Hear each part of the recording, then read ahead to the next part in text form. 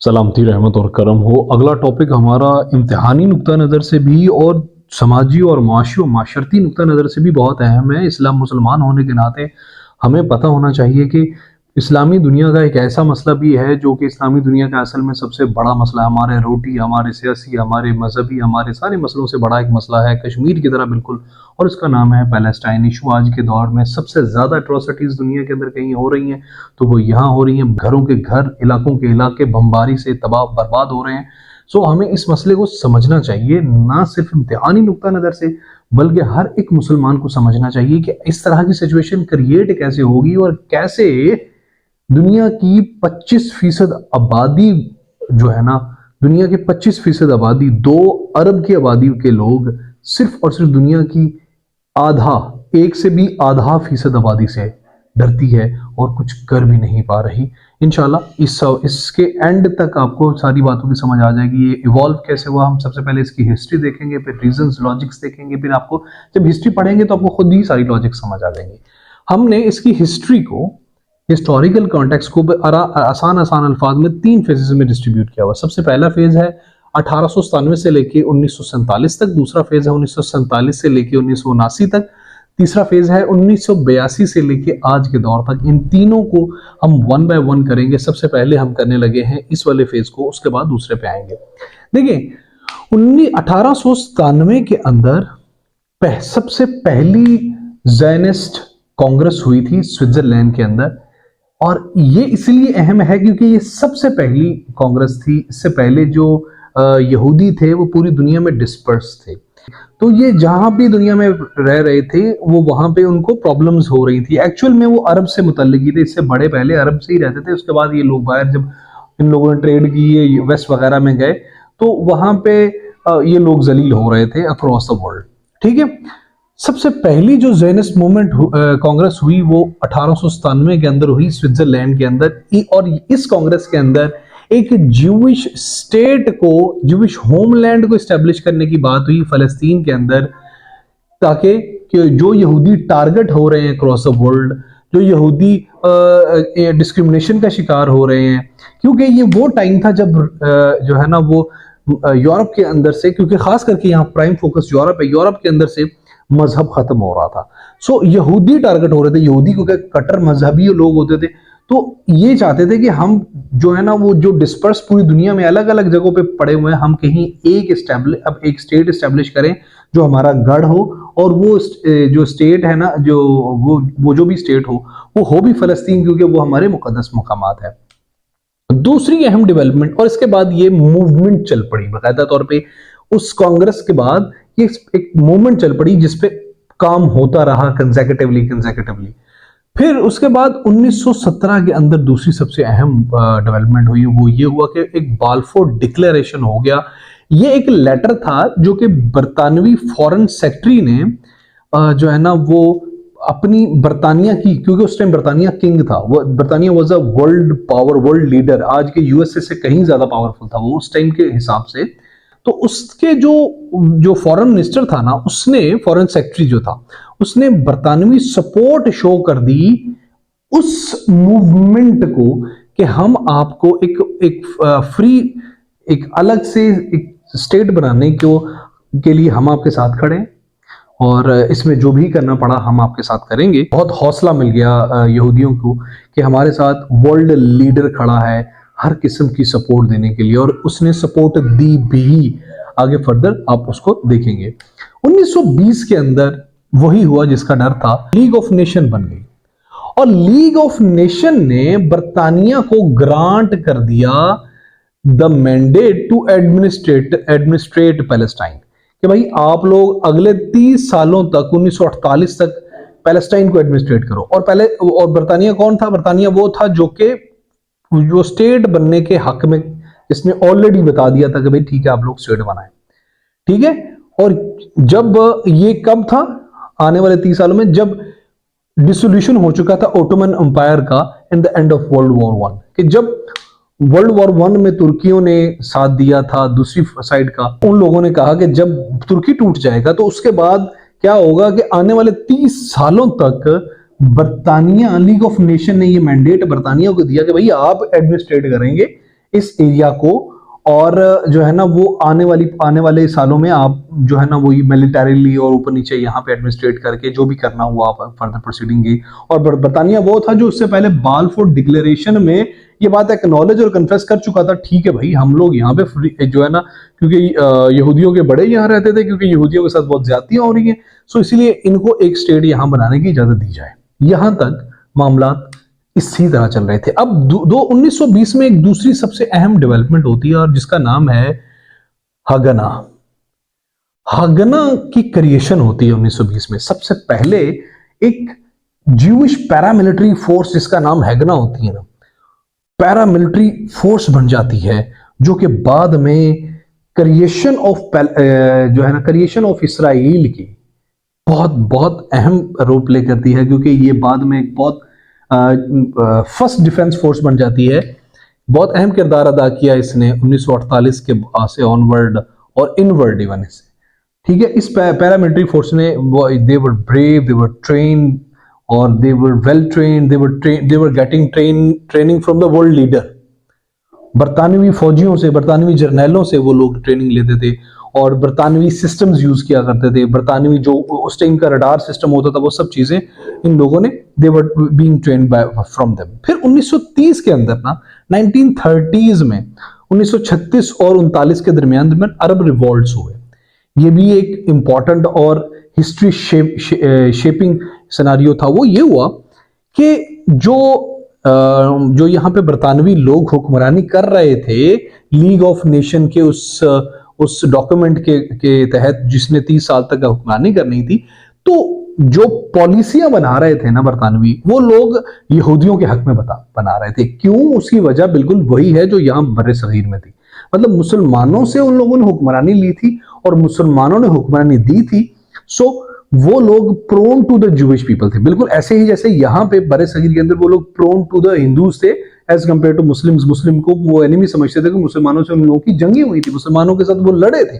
सो उन्होंने पॉलिसियां बनाई अगेंस्ट अरब के जो लोग थे। तो अरब लोगों ने 1936 के अंदर जो है ना वो रिवॉल्ट शुरू कर दिए, स्ट्राइक्स की और जो है ना वो अलग अलग किस्म की तहरीकें चली। फिर 1936 के अंदर जब ये रिवॉल्ट्स हुए तो एक पील कमीशन आया ताकि वो क्या कर सके, वो आइडेंटिफाई कर सके कि क्यों रिवॉल्ट्स क्यों हुए हैं। तो जब वो पील कमीशन आया तो उसको समझ आई कि रिवॉल्ट्स दो लॉजिक्स पे हो।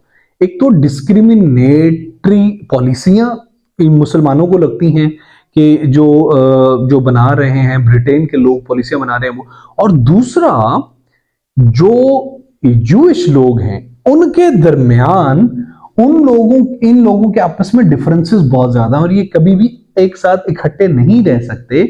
सो क्या होगा, वो जो पील कमीशन था ना, उस कमीशन ने ये रिपोर्ट सबमिट करवाई और उसके नतीजे में 1939 के अंदर एक वाइट पेपर, एक जो है ना वो रिपोर्ट पब्लिश हुई।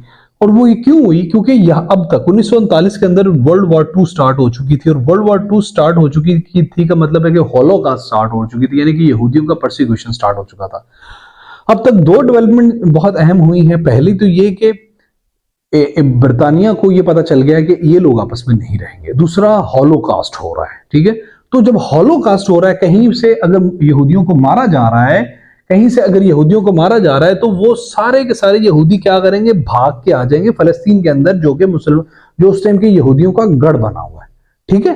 तो ये जो वाइट पेपर था, इसने एक नई तीली छोड़ दी। इसने नई तीली ये छोड़ी कि जो लिमिटाइज कर दिया ज्यूइश इमिग्रेशन को इन पैलेस्टाइन। जो लोग एस्केप हो गए हेलोकास्ट से, इधर आ रहे थे ना, उन लोगों को क्या कर दिया, रिस्ट्रेन कर दिया। और ये दिखने में तो कुछ और नजर आ रहा, लेकिन ये एक बहुत बड़ी तीली थी उस टाइम।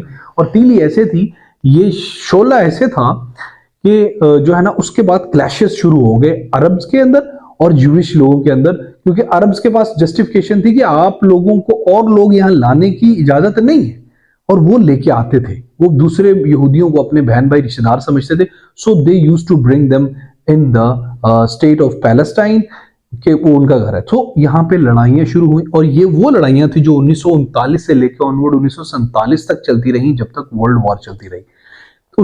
तब तक वर्ल्ड वॉर के चलने तक 1945 तक, सॉरी, क्या हुआ कि बरतानिया तो एक्सेस पावर और अलाइड पावर्स के साथ आपस में लड़ता रहा, लेकिन ये लोग आपस में लड़ते रहे, इनके स्पैट्स चलते रहे due to that white paper और due to those in discriminatory policies which were adopted by the Britain against the Muslim or in the favor of Jewish people. फलस्तीन के जो इशू चल रहा है मौजूदा, उसका हम दूसरा पार्ट करने लगे हैं। पहला पार्ट हमने इसकी हिस्ट्री को 3 फेजेस में डिस्ट्रीब्यूट किया था, 1896 से लेकर 1947 तक, 1947 से लेकर 1979 तक, कैंप डेविड तक, और 1982 से लेकर प्रेजेंट टाइम तक। अभी हम ये दूसरा वाला पार्ट करने लगे हैं। पहला वाला पार्ट हमने खत्म कर दिया ताकि वो कंफ्यूजन ना हो। देखिए 1947 के अंदर यूएन रेजोल्यूशन आई थी 181। उस रेजोल्यूशन के मुताबिक जो पार्टीशन ऑफ पैलेस्टाइन थी ना, वो 3 एरियाज के अंदर होनी थी। एक तो जो है ना वो एरिया वो था जो कि जिसमें फलस्तीन के अरब मुसलमानों ने रहना था, दूसरा वहाँ पे जूइश स्टेट बननी थी, और तीसरा वहाँ पे एक जेरूसलम का जो एरिया था ना, उसको इंटरनेशनल जो है ना सुपरविजन के अंदर देना था। लेकिन ये जो रेजोल्यूशन आई थी, इस प्लान पे यहूदी तो मान गए लेकिन मुसलमान ना माने, और इसीलिए ये जो ना मानना था, इस रेजोल्यूशन की वजह से बाद में जंग छिड़ गई, जो कि 1948 की जंग, अरब इसराइल वॉर भी कहलाती है 1948 की। 14 मई 1948 को इसराइल ने अपने आप को एक इंडिपेंडेंट मुल्क डिक्लेयर कर दिया। जब उसने अपने आप को 14 मई को अपने आप को इंडिपेंडेंट मुल्क डिक्लेयर किया, तो वो जो मुसलमान वहां रह रहे थे वो कह रहे थे कि हमारी जमीनों पे तुम लोग किधर मुल्क बना रहे हो। सो ये लड़ाई शुरू हो गई, वो कॉन्सिक्वेंटली जंग में तब्दील हो गई। हुआ ये कि जब उसने अपने आप को वो डिक्लेयर किया इंडिपेंडेंस, आज़ाद, तो मिस्र, जॉर्डन, सीरिया, इराक, लबनान ने मिलके इस पे हमला कर दिया। तो क्या हुआ कि बजाय के मुसलमान जो वहां पे बैठे हुए थे, जो उस टाइम बिल्कुल अमनो अमान में बैठे हुए थे, उनका कुछ भला होता, उनका उल्टा नुकसान हुआ। तकरीबन 6 से 7 लाख जो फलस्तीनी वहां पे बैठे हुए थे मुसलमान, वो माइग्रेट करके चले गए, और जो तकरीबन 20% और ज्यादा लैंड एक्वायर कर ली इसराइल ने पहले से भी निस्बत। इवन के इतने मुल्कों के हमले करने के बावजूद इसराइल और एक्सपैंड हो गया और आगे बढ़ गया। तो वो जो वॉर थी ना, इसका 3 नतीजे निकले। पहला ये कि 20% और लैंड ज्यादा आ गई उसको। दूसरा ये कि इंटरनेशनल रिकग्निशन मिल गई उसको। ठीक है, जब जंग जीत गया तो बहुत से ममालिक ने जो है ना वो वन आफ्टर अदर उसको रिकग्नाइज करना शुरू कर दिया। और तीसरा सबसे इंपॉर्टेंट ये हुआ कि इसराइल को समझ आई, इसराइल के जो लोग थे, वो जो उसकी हगना फोर्स थी, उसको ये समझ आई कि भाई हम तो अच्छा खासा पावरफुल हैं, तो जंग जीत जाना इटसेल्फ बहुत बड़ा एक हौसले जैसा होता है। फिर जो तीसरा इसमें क्राइसिस आया, वो ये आया कि 1956 के अंदर जो मिस्र के सदर थे जमाल अब्दुल नासिर, उन्होंने फ्रांस और बरतानिया की बनाई हुई नहर को नेशनलाइज कर दिया। मतलब नहर उन्होंने बनाई थी, भाई साहब ने उसको नेशनलाइज कर दिया। उसने बोला भाई यहाँ से आप लोगों ने गुजरना है तो ठीक है, लेकिन जो बाकी यहूदी वगैरह यहाँ से नहीं गुजरेंगे, अगर कोई यहाँ से गुजरेगा तो पैसे देके गुजरेगा। तो उसका नुकसान ये हुआ कि मिस्र के ऊपर, वो मिस्र के सदर थे, मिस्र के ऊपर फ्रांस, इसराइल और बरतानिया ने मिलकर हमला कर दिया और नहर को वापस ले लिया। तो दो हारें हो गई। ठीक है, नहर वापस ले ली, और उसके बाद और नहर के साथ साथ और एरिया भी जो उसके एडजस्टेंट था वो भी हथिया लिया। फलस्तीन की हिस्ट्री में एक बहुत बड़ी डेवलपमेंट हुई 1964 को। ये जो PLO है ना, फलस्तीन लिबरेशन ऑर्गेनाइजेशन, ये बनी। ठीक है, और ये कब बनी? ये कैरो के अंदर समिट हो रही थी अरब लीग की, उसमें इसे बनाया गया, कैरो मिस्र के अंदर। इसके यूनिट्स थे छोटे छोटे। ऑर्गेनाइज्ड जो सबसे पहला यूनिट बना वो PLO बना 1964 के अंदर। फिर जो अगली अहम डेवलपमेंट हुई 1967 को। ये one of the darkest day था अरब लोगों की जिंदगी में, कि 6 डे वॉर हुई। 5 जून से लेकर 10 जून 1967 को ईद का दिन था, सुबह का वक्त था, और इसराइल ने सरप्राइज अटैक कर दिया मिस्र के ऊपर, इजिप्ट के ऊपर। मिस्र उस टाइम बहुत बड़ी एक पावर थी रीजन की, उसके पास काफी ज्यादा जंगी जहाज थे। मुसलमान ईद पढ़ रहे थे, तो क्या हुआ कि इसराइली आर्मी ने, इसराइली इंटेलिजेंस एजेंसी के कॉपरेशन से उस पर हमला कर दिया, और वहां पे 290 में से 260 जहाज जमीन पे ही वहां पे उसके तबाह कर दिए। तो ये जंग बहुत बुरी तरीके से मुसलमान जो अरब के जो थे उस टाइम इजिप्ट, जॉर्डन और सीरिया वगैरह ये हारे, और बहुत शानदार ओवरवेलमिंग विक्ट्री हासिल हुई इसराइल को। लार्ज स्वेथेस ऑफ टेरिटरी इसने इसराइल ने इसमें एक्वायर कर ली, जिसमें वेस्ट बैंक था, गजा स्ट्रिप थी, गोलान हाइट्स थी और सिनाई पेनिनसुला भी था। जेरूसलम, वेस्ट जेरूसलम भी इसराइल में मिल गया था, और ये 2000 साल में पहली मर्तबा ऐसा हुआ था कि यहूदियों ने जेरूसलम पर 2000 साल बाद दोबारा वापस कब्जा किया था। फिर 1972 में एक अहम डेवलपमेंट हुई, ये म्यूनिच ओलंपिक मैसाकर हुआ ये कि जो इसराइल की ओलंपिक की टीम थी वो म्यूनिच में थी, तो उसमें जो पीएलओ के जवान थे उन्होंने उसको हॉस्टेज बना लिया, वहां के लोगों को हॉस्टेज बना लिया और कॉन्सिक्वेंटली उन लोगों को मार दिया। इससे भी काफी ज्यादा हालात बिगड़े, हालात खराब हुए, मजीद झड़पें बढ़ी एरिया के अंदर। फिर 1973 के अंदर मुसलमानों ने बिल्कुल उसी पैटर्न का हमला किया इसराइल पे, जिस पैटर्न की 6 डे वॉर पे उन लोगों ने मुसलमानों के मजहबी दिन पे मुसलमानों पे हमला किया था।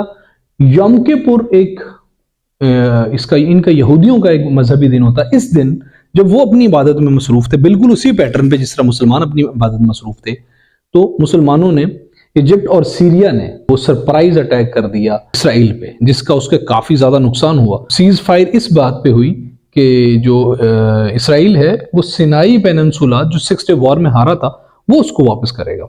इस वॉर की इंपॉर्टेंट बात यह है क्योंकि दुनिया उस टाइम बहुत ज्यादा तेजी से बायपोलैरिटी में डिस्ट्रीब्यूट हुई पड़ी। यूएसए ने इसकी इसराइल की मदद की और यूएसएसआर ने उस टाइम अरब ममालिक की मदद की, मिस्र और इजिप्ट और सीरिया वगैरह की।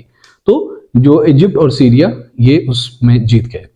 फिर जी इस सारे सिनारियों में एक बहुत अहम डेवलपमेंट हुई 1979 के अंदर, 1979 के अंदर कैंप डेविड अकॉर्ड हुआ।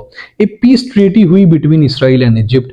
इसमें इस पीस ट्रीटी के तहत मिस्र ने रिकॉग्नाइज कर लिया इसराइल को, और जो है ना उसके तस्लीम करने से उसको जो सिनाई पेनिनसुला था उसे वापस दे दिया गया, और इस इलाके के अंदर यूएसएसआर का जो इन्फ्लुएंस दिन ब दिन बढ़ा था वो कम हुआ। पहला अरब मुल्क मिस्र बना जिसने इसराइल को तस्लीम किया। 1947 से लेकर जो झड़पें यहाँ पे चल रही थी ये भी खत्म हो गई। अपनी टाइमलाइन की तीसरे उसको पिक करने लगे हैं, उसका तीसरा टाइमलाइन का टर्नओवर जो कि 1982 से शुरू होता है और आज के दौर पे खत्म होता है। देखिए 1982 के अंदर हुआ ये कि पहली लेबनान वॉर हुई। इस वॉर के अंदर लेबनान के अंदर ईरानियन बैक्ड हिजबुल्लाह बैठा हुआ था, आ गया था यहाँ पे 1982 के अंदर। तो उसने मिलिट्री स्ट्राइक्स करना शुरू कर दी सदर्न लेबनान के अंदर से इसराइल पे। उसने रॉकेट्स और इस तरह से वो स्ट्राइक्स करना शुरू कर दी इन द इसराइल। तो इसराइल चूंकि इससे पहले कोई इस तरह का ऑर्गेनाइज्ड सेटअप नहीं था, तो फिर क्या हुआ, इसराइल जो कि लेबनान की सदर्न साइड पे वो जो स्ट्रिप है उस स्ट्रिप के ऊपर बैठा हुआ था, तो वो आहिस्ता आहिस्ता वहां से इवैक्यूएट करना शुरू कर दिया उसने, क्योंकि उसको समझ आई कि यहाँ पे होने से, यहाँ पे अपनी मिलिट्री रखने से उसको खतरा होगा।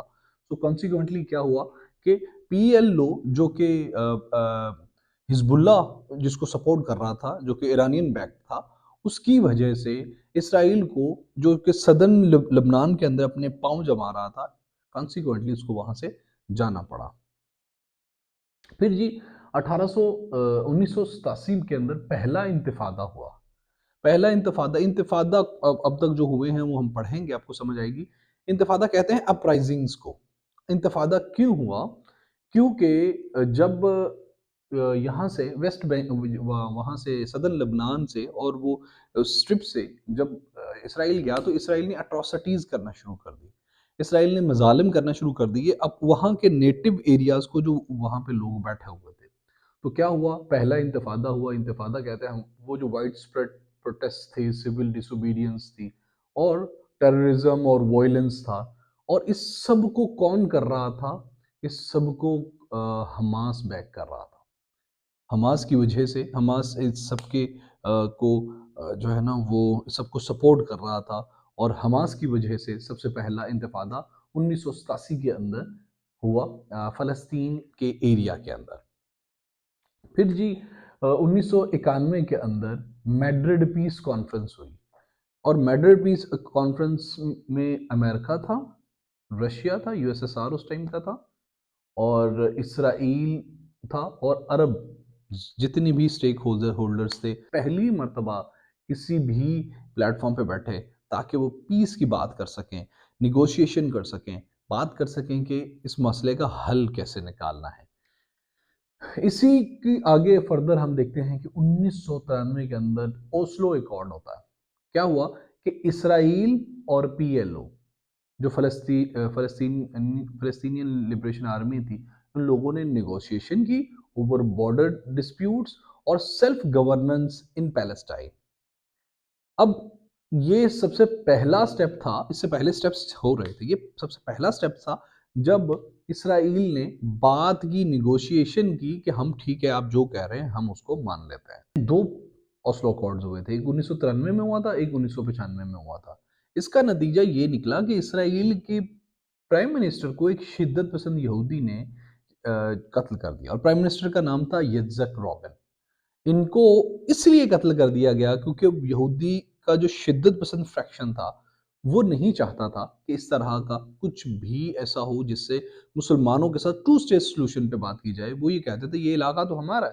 तो क्या हुआ कि ब्रेक डाउन और सेकंड इंतिफादा हुआ। मुसलमानों ने भी कहा कि भाई ठीक है, अगर आप ऐसे ही खेलना चाहते हो तो हम ऐसे ही खेलेंगे।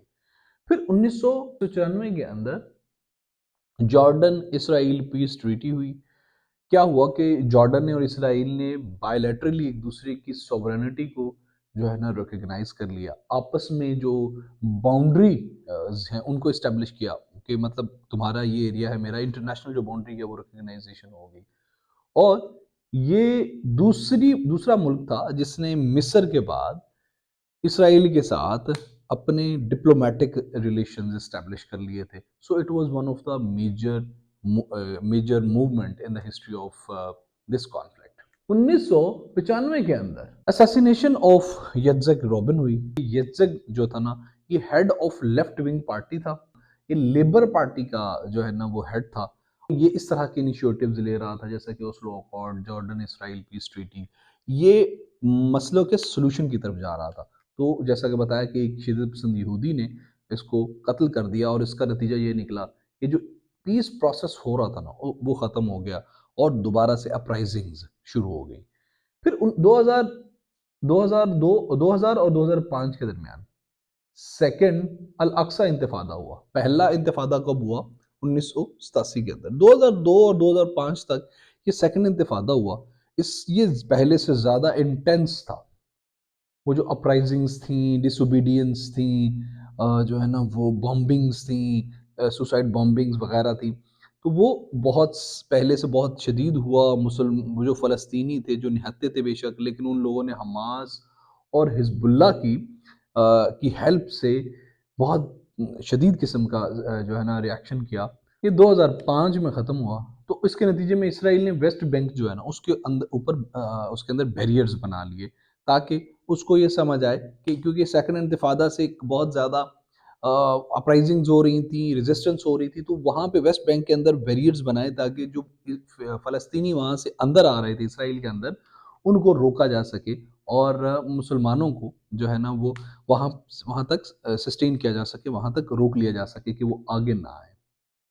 फिर 2005 के अंदर इसराइल ने विदड्रॉ कर लिया फ्रॉम गजा स्ट्रिप। उसकी वजह ये थी कि वहाँ से शदीद लड़ाइयाँ चल रही थी। तो जो है ना वो उसने अपने अपने आप को वहाँ से डिसमेंटल कर दिया और अपनी सेटलमेंट जो भी उसकी थी उनको वहाँ से डिसमेंटल करने के बाद वहाँ से चला गया और उसके जाने के बाद वहाँ पे हमास ने कब्जा कर लिया और हमास ने वहाँ पे कब्जा करने के बाद वहाँ से हमले करने शुरू कर दिए। फिर 2006 के अंदर लेबनान वॉर हुई। पहले लेबनान वॉर ये हुई 1982 के अंदर। अब 2006 के अंदर सेकंड लेबनान वॉर हुई। हिजबुल्लाह ने 3 इजरायली सोल्जर्स को कत्ल कर दिया और 2 को हॉस्टेज बना लिया। तो हिजबुल्लाह चूंकि लेबनान के वेस्ट पे बैठा हुआ था, क्या हुआ कि ये 50 दिन की लेबनान और इसराइल के आपस में जंग हुई। यूएन फोर्सेस ने एक रेजोल्यूशन पास की यूएन के अंदर, नेगोशिएशन कराई, बातचीत करवाई और इस वॉर को जो है ना वो पीस की तरफ ये बात गई। फिर 2007 के अंदर हमास ने क्या किया कि कंट्रोल कर लिया गजा के अंदर। जब ये यूएन फोर्स ने ये कहा कि जब यूएन पीस फोर्सेस आ गई यहाँ पे और इसराइल यहाँ से निकल गया, तो 2007 के अंदर हमास ने इस एरिया के अंदर ना कंट्रोल कर लिया। अब एक नया स्पैट शुरू हो गया, वो ये था कि हमास और फतेह ये दोनों मुस्लिम ग्रुप थे, ये दोनों पावर स्पैट में आ गए और इन दोनों के ही क्लैशेस होना शुरू हो गए जिससे मुसलमान शहीद वगैरह हुए। हमास ने इस एरिया पे डोमिनेट कर लिया क्योंकि हमास की वो ज़्यादा स्ट्रांग था और डोमिनेट होने के बाद फिर यही वो जगह थी जहां से हमास ने 2008, 2009, 2014, 2021 और 2023 7 अक्टूबर वाला जो हमला किया है वो इसी एरिया से किया है जो कि इवैक्यूएट किया हुआ था इसराइल ने और वहां पे हमास ने कब्जा किया हुआ था। फिर 2007 के अंदर एक और दूसरी अहम जो है ना वो डेवलपमेंट हुई वो है एनापोलिस कॉन्फ्रेंस हुई 2007 के अंदर। तो इसमें क्या हुआ कि इसराइली जो सदर है ना वो ओहद ओलमर्त और फ़लस्तीनी सदर महमूद अब्बास इन दोनों ने जो है ना वो इस चीज़ पे एग्री हो गए कि हम लोग स्टेट बना फ़लस्तीनी स्टेट का वजूद नागुज़ीर है, हम लोग बना लेते हैं, कोई बात नहीं है इस पे। जब ये दोनों लोग दोनों पार्टीज एग्री हुई तो हमास ने जो है ना वो इसका बायकॉट कर दिया और कहा कि हम नहीं इस कॉन्फ्रेंस का, हमें सिर्फ एक स्टेट चाहिए। हालांकि जो इसराइली सदर थे उन्होंने अपने लोगों की मुखालफत की थी, अपने कुछ फ्रैक्शंस की शिदत पसंद, लेकिन स्टिल हम फ़लस्तीनी भी एग्री थे, इसराइली भी एग्री थे, लेकिन हमास भाई नहीं एग्री था। इसने कहा नहीं भाई हम हमें पूरा इसराइल चाहिए, हमने हमें ये काबिल कबूल नहीं है। उसके बाद फिर क्या हुआ आप बेहतर समझते हैं आजकल क्या वहाँ पे हो रहा है। 2007 और 8 के अंदर ना जब हमास ने वो चीज़ें नहीं मानी तो उन दिनों हमास ने बहुत ज़्यादा शिद्दत के साथ हमले करने शुरू कर दिए इसराइल पे। तो फिर इसराइल ने क्या किया, एक ऑपरेशन किया कास्ट लीड, इसको गजा वॉर भी कहते हैं। तो जो हमास ने रॉकेट्स फायर किए थे गजा से वो उसके नतीजे में ये ऑपरेशन हुआ और गजा स्ट्रिप पे बहुत ज़्यादा बम्बिंग की गई, एयर स्ट्राइक्स की गई ताकि वहाँ पे जो डिसमेंटल किया जा सके सो कॉल्ड टेररिस्ट सेंचुरीज को इन द गजा स्ट्रिप या हमास सेंचुरीज को। फिर 2012 के अंदर एक दूसरा ऑपरेशन हुआ, ऑपरेशन पिलर डिफेंस। वो भी हमास को और हिजबुल्लाह को हमास को डिसमेंटल करने के लिए हुआ था इसी स्ट्रिप पे। फिर 2014 के अंदर ऑपरेशन प्रोटेक्टिव एज हुआ।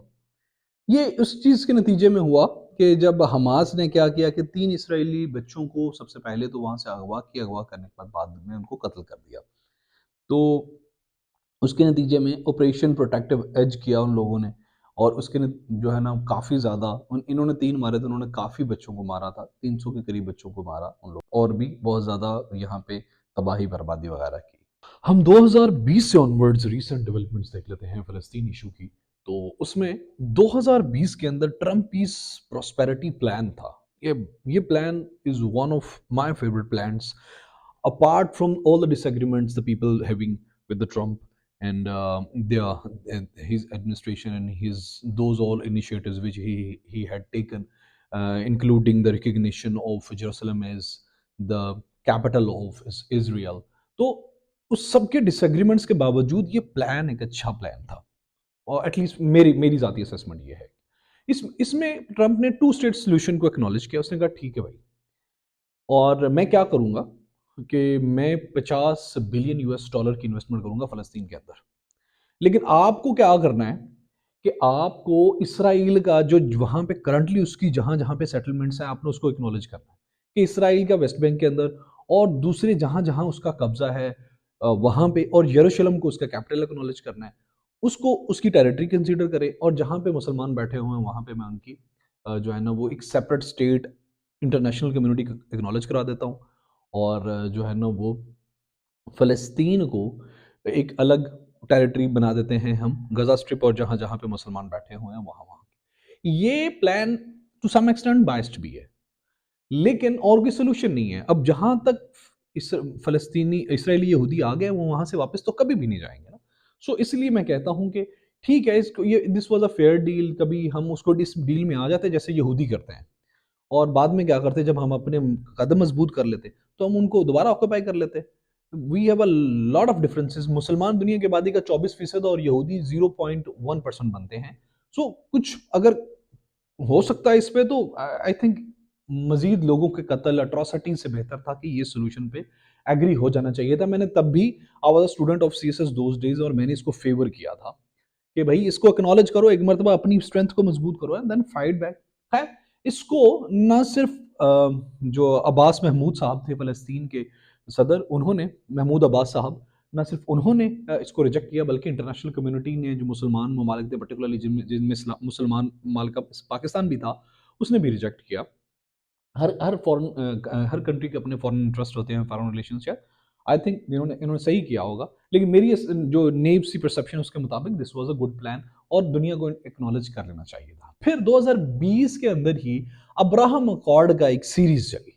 ये सीरीज ऑफ हिस्टोरिक एग्रीमेंट्स थी जिसने लेड किया था, स्टार्ट किया था normalisation of diplomatic, economic, cultural relations between Israel and Arab states, जिसमें सबसे पहले यूएई ने, उसके बाद इस मिस्र के बाद लबनान ने, फिर उसके बाद यहाँ इस अब्राहम अकॉर्ड में यूएई ने, बहरीन ने और मोरक्को ने कॉन्सिक्वेंटली इसको रिकॉग्नाइज किया था इंटरनेशनल कंट्री, और इसके साथ नॉर्मलाइज किया थे अपने relationship. This was one of the good initiatives, जरूर इसको भी सराहना चाहिए, जहां पे भी पीस की बात हो, because we are the followers of prophet, peace be upon him, and peace भी upon him. We are the followers of prophet who brought a religion named peace.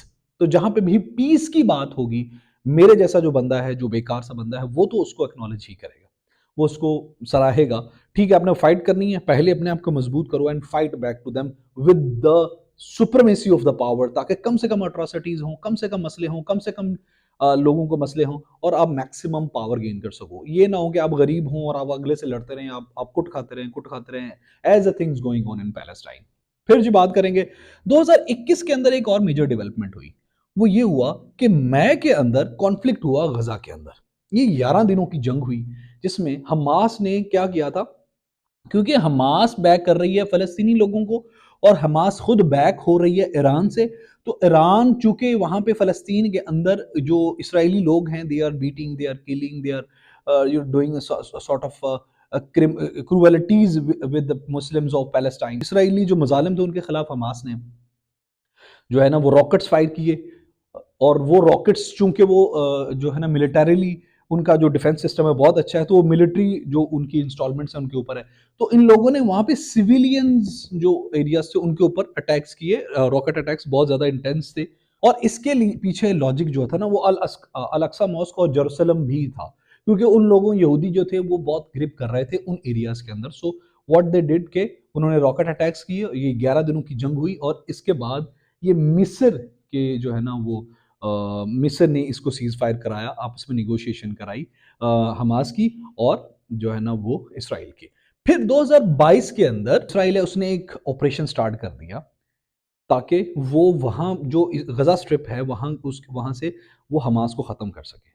तो हमास ने बदले में 1000 रॉकेट फायर किए Israel को, और hostilities हुई बहुत ज्यादा। ऑपरेशन जो स्टार्ट इसराइल ने किया था उसको खत्म हमास ने किया, 1000 रॉकेट फायर किए। उसके बाद फिर दोबारा उसी उसी चीज को दोबारा डीलिंक करने के लिए, इसराइल की सबसे अच्छी बात आपको मैं बताऊंगा कि वो अगर लड़ते हैं ना, मार खाते हैं, तो वो दोबारा उसी से लड़ना नहीं शुरू कर देते। वो वापस आते हैं, डिफेंस मजबूत करते हैं और फिर अटैक करते हैं। This is one of the very very beautiful tactics by the Israeli. मैं इसको कहते हैं दुश्मन की भी अच्छी बात को कॉपी करना चाहिए। सो मुझे पूरी जो मैंने हिस्ट्री पढ़ी अब तक उनकी, ये चीज़ मैंने उनकी कॉपी की है कि अगर आप किसी जंग में हैं और आप, ये तरीका मेरे रसूल का था। मेरे रसूल ने क्या किया कि वो जो अपना आपका मक्की दौर था, उस दौरान जंग नहीं की, अपने आप को मजबूत किया, आके सिटी स्टेट बनाई, आके मक्का में गवर्नमेंट कायम की, फिर हमला किया। So this was one of the beautiful beautiful war tactic, जिसको हर बंदे को, हर कंट्री को, हर सोवरेनिटी को अडॉप्ट करना चाहिए। 2023 के अंदर ऑपरेशन शील्ड एंड एरो किया वेस्ट बैंक के अंदर दोबारा इसराइल ने, ताकि वो वहां से हमास और हिजबुल्ला और इस तरह की जो है ना वो आउटफिट्स हैं उनको एलिमिनेट कर सके। हमास ने रिटेलिएशन किया, हमास ने रिटेलिएशन किया, और दोबारा से इनकी जंग जो सॉर्ट ऑफ वॉर इनके आपस में वो होते रहे, टसल्स होती रही। फिर इसराइल की हिस्ट्री का सबसे बड़ा टेरर अटैक किया ये जो ऑपरेशन शील्ड एंड एरो था ना, इसमें हमास को बहुत ज़्यादा नुकसान हुआ था। हमास वापस आई, उसने अपने आप को प्रिपेयर किया और 7 अक्टूबर 2023 के अंदर हमास ने एक रिटेलिएशन किया उस ऑपरेशन का।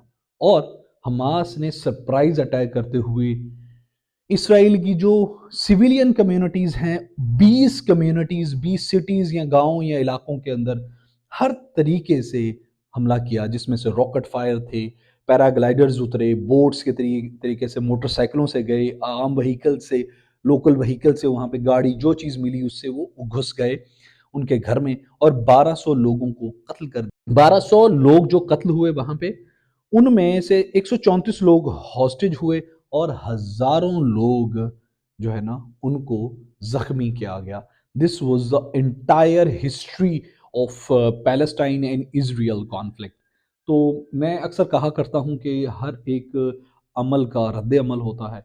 So what ever they did they got back all this in the all this in the return. तो कंक्लूजन पे मैं ये कह सकता हूँ कि पहले तो मुसलमान अपर पोजीशन में थे और वो टू स्टेट सोल्यूशन को नहीं मान रहे थे। अभी यहूदी अपर पोजीशन में है और वो टू स्टेट सोल्यूशन को नहीं मान रहे। सो ये मुसलमान हो, यहूदी हो या यहूदी हो, पीस को प्रमोट होना चाहिए। कोई भी नहीं मरना चाहिए। सब अल्लाह के मखलूक हैं। अल्लाह अगर किसी को भी चाहे तो वो अगर उसके कुन कहने से पूरी कायनात तख्लीक हो सकती है, तो उसके कोई कुछ भी एक लफ्ज़ बोलने से पूरी कायनात ख़त्म भी हो सकती है। सो अगर अल्लाह किसी के वजूद को नहीं चाहता तो उसको ख़त्म कर दे। सो कंक्लूजन ये है कि बजाय के लड़ाई की तरफ जाएं, बजाय के थोड़ा सा इलाका लेने के लिए जाने लें, मुस्लिम उम्मा को पीस की तरफ जाना चाहिए, अपने आप को रीपावर करना चाहिए, इतना एम्पावर करना चाहिए कि यहूदियों को, यहूदी आबादी में बहुत थोड़े हैं, उनको इकोनॉमिकली सब्जुगेट करना चाहिए, इकोनॉमिकली उनको उनको बिल्कुल उनसे बहुत सुपीरियरिटी हासिल करना चाहिए। वो अपनी मौत आप मर जाएंगे। पाकिस्तान पाइंदाबाद।